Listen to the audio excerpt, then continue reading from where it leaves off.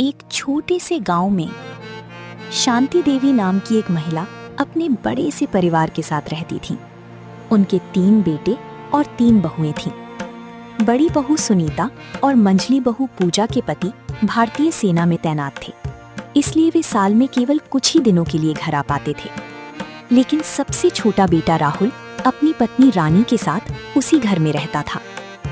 शांति देवी अपनी तीनों बहुओं से बहुत प्यार करती थी, लेकिन रानी से उनका रिश्ता थोड़ा अलग था। दोनों एक दूसरे को बेहद चाहते थे, मगर छोटी छोटी बातों पर उनकी नोक-झोंक भी हो जाया करती थी। पूरे घर में अक्सर हंसी मजाक का माहौल रहता था और हर दिन खुशियों के साथ गुजरता था। सुबह का समय था। आंगन में चिड़ियों की चहचहाहट गूंज रही थी। शांति देवी घर का काम संभाल रही थी, लेकिन उनकी नजर बार बार रानी के कमरे की तरफ जा रही थी। अरे रानी बेटा, कब तक सोती रहेगी? देख तो जरा, सूरज कितना ऊपर चढ़ाया है। पूरा घर अपने कामों में लग चुका है और तू अभी तक बिस्तर से बाहर नहीं निकली। मैं ये नहीं कह रही कि तू काम नहीं करती, लेकिन तेरी ये देर तक सोने की आदत मुझे बिल्कुल अच्छी नहीं लगती। जब मैं तेरी उम्र की थी तब सूरज निकलने से पहले उठकर आधे घर का काम निपटा देती थी। माँ जी, आप भी ना हर सुबह वही बात शुरू कर देती हैं। कल रात पूरे घर के बर्तन साफ करने में मुझे काफी देर हो गई थी। मैं थक गई थी, इसलिए आँख थोड़ी देर से खुली। लेकिन आप ऐसा दिखाती हैं जैसे मैं पूरे दिन बस सोती ही रहती हूँ। माँ जी, सच कहूँ तो रानी की बात में भी दम है। कल रात हम सब अपने अपने कमरों में चले गए थे और ये अकेली रसोई में काम निपटा रही थी।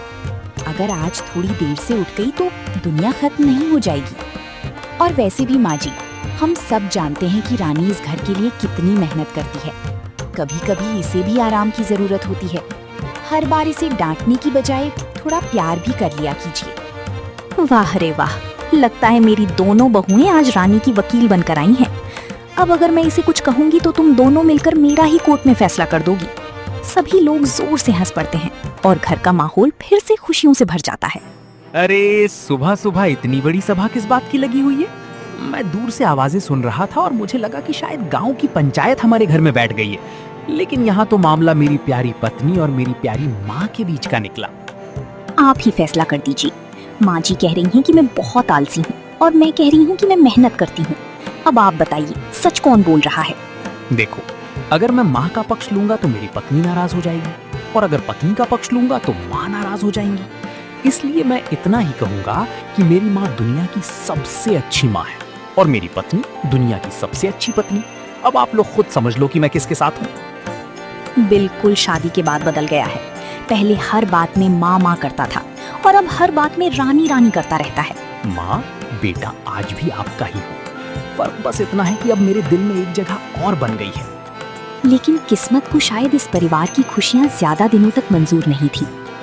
एक ऐसा रहस्य धीरे धीरे इस घर की ओर बढ़ रहा था, जो आने वाले दिनों में पूरे परिवार की जिंदगी बदल देने वाला था। किसी को अंदाजा भी नहीं था कि जल्द ही रानी के साथ ऐसी अजीब घटनाएं होने लगेंगी, जिन्हें देखकर पूरे गांव में डर फैल जाएगा। मुझे मत बुलाओ, मैं तुम्हारे साथ नहीं जाऊंगी। मैंने तुम्हारा क्या बिगाड़ा है? मुझे अकेला छोड़ दो। रानी, क्या हुआ तुम्हें? तुम किससे बात कर रही हो? देखो मेरी तरफ, मैं हूं तुम्हारे पास। अचानक रानी की आवाज पूरी तरह बदल जाती है। ये कैसी आवाज है? रानी, होश में आओ, मुझे डर लग रहा है। लेकिन रानी की आंखें अब भी बंद थीं और उसके चेहरे पर एक अजीब सी मुस्कान फैल चुकी थी। राहुल पूरी रात नहीं सो पाया।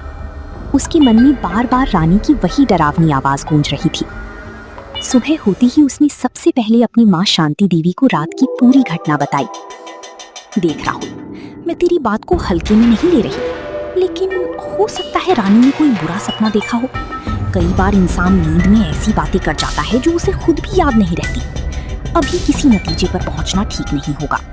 माँ, अगर सिर्फ सपना होता तो मैं भी यही सोचता, लेकिन वो आवाज रानी की नहीं थी। ऐसा लग रहा था जैसे कोई दूसरा इंसान उसके अंदर से बोल रहा हो। बाहर इतना डर गया था। उसी समय रानी वहां आ जाती है। रानी, रानी, तुम्हें सच में रात की कोई बात याद नहीं है? रात को तुम अचानक बिस्तर पर बैठ गई थी, किसी से बात कर रही थी, फिर तुम्हारी आवाज बदल गई थी। कौन सी बात? मैं तो आराम से सो रही थी। लगता है आपने कोई डरावना सपना देख लिया और अब उसका इल्जाम मुझ पर लगा रही हैं। रानी की हंसी देखकर सबको लगा कि शायद बात सचमुच मामूली होगी, लेकिन असली डर अभी शुरू भी नहीं हुआ था। एक शांत गांव के किनारे एक बहुत बड़ी और गहरी झील थी। झील का पानी इतना साफ था कि नीचे तैरती मछलियां भी दिखाई देती थी। उस झील में सैकड़ों मछलियां रहती थी, लेकिन उनमें से 2 मछलियां सबसे अलग थी। एक का नाम था नीरा और दूसरी का नाम था मीरा। दोनों बचपन से साथ थीं। वे साथ तैरती, साथ खाना ढूंढती और दिन भर झील के अलग अलग कोनों में घूमती रहती। झील की सभी जीव उनकी दोस्ती की मिसाल देते थे। एक सुबह सूरज की किरणें पानी में उतर रही थीं। मीरा और मीरा कमल के पत्तों के नीचे आराम कर रही थीं। मीरा ने मुस्कुराते हुए कहा, क्या तुम्हें लगता है कि हमारी दोस्ती हमेशा ऐसी ही रहेगी? मीरा हंस पड़ी। तुम भी कैसी बातें करती हो? हम हमेशा साथ रहेंगे, चाहे कुछ भी हो जाए। अगर कोई हमें अलग कर दे तो मैं तुम्हें ढूंढ लूंगी, पूरी झील छान मारूंगी। दोनों खिलखिलाकर हंसने लगी। दिन बीतते गए, उनकी दोस्ती और गहरी होती गई। झील के किनारे रहने वाले कछुए, मेंढक और केकड़ी भी उन्हें देखकर खुश होते थे। लेकिन उसी गांव में एक मछुआरा रहता था जिसका नाम रघु था। रघु पहले खुशहाल था, लेकिन लगातार खराब फसलों और बीमारी के कारण उस पर बहुत कर्ज चढ़ गया था। साहूकार रोज उसके घर आता और पैसे मांगता। एक दिन साहूकार गुस्से में बोला, रघु, अगर इस महीने पैसे नहीं दिए तो तुम्हारा घर छीन लूंगा। रघु परेशान हो गया।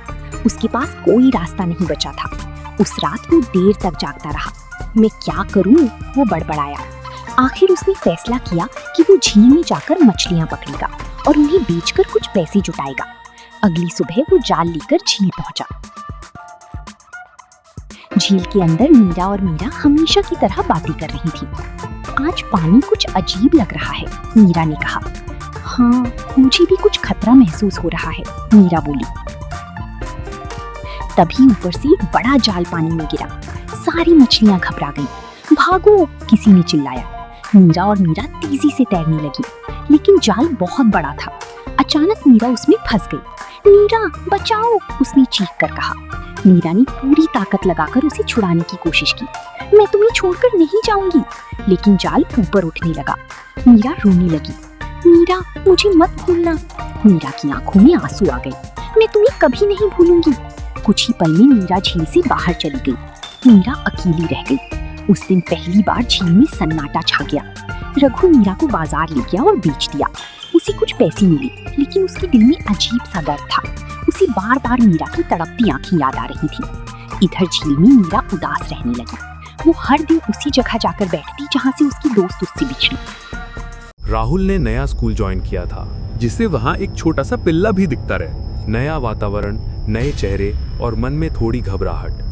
उसे उम्मीद थी कि ये स्कूल उसके जीवन की एक नई शुरुआत बनेगा, लेकिन ये शुरुआत उतनी आसान नहीं थी। स्कूल के दूसरे ही दिन जब कक्षा शुरू हुई, अचानक कक्षा में सन्नाटा छा गया। ब्लैक बोर्ड पर किसी ने एक बहुत ही डरावनी तस्वीर बना दी थी। उस तस्वीर में एक आदमी बना था। खोखली आंखें, टेढ़ी मुस्कान और चेहरा इतना भयावह कि देखकर रोंगटे खड़े हो जाए। उसके ठीक नीचे बड़े अक्षरों में लिखा था, हेल्प मी। जैसे ही अध्यापिका कक्षा में आई, उनका चेहरा गुस्से से लाल हो गया। उन्होंने ऊंची आवाज में कहा, राहुल, ये सब तुमने किया है ना? राहुल घबरा गया, कांपती आवाज में बोला, मैडम, मैंने कुछ भी नहीं किया। मैं तो कल ही स्कूल में आया हूँ। मैं ऐसा क्यों करूँगा? उसकी आंखों में सच्चाई थी, लेकिन अध्यापिका को केवल गुस्सा दिखाई दे रहा था। उन्होंने डांटते हुए कहा, ज्यादा जवाब मत दो, अपनी सीट पर जाकर बैठो। पूरी कक्षा हंसने लगी। राहुल चुपचाप अपनी सीट पर बैठ गया। उसका दिल बहुत भारी हो गया। उसके मन में बार बार यही सवाल उठ रहा था, अगर मैंने ये चित्र नहीं बनाया तो मेरे नाम से ये किसने बनाया? घंटी बजते ही सभी बच्चे खेलने के लिए बाहर चले गए, लेकिन राहुल अपनी सीट पर ही बैठा रहा। उसका मन बहुत बेचैन था। थोड़ी देर बाद वो उठा और स्कूल की गैलरी की ओर चला गया, ताकि अकेले में थोड़ा सुकून मिल सके। अचानक एक कुत्ता बहुत तेजी से उसके पास से दौड़ता हुआ निकला। उसके मुंह पर खून लगा हुआ था। राहुल डर के मारे ठिठक गया। तभी उसके 2 दोस्त दौड़ते हुए आए और बोले, राहुल, दूर रहो, एक कुत्ते ने एक टीचर को काट लिया है, शायद वो इसी तरफ भागा है। राहुल ने घबराकर पूछा, कौन सी टीचर? दोस्त ने कहा, वही जो सुबह तुम्हें ड्राइंग के लिए डांट रही थी। ये सुनते ही राहुल का दिल जोर से धड़कने लगा।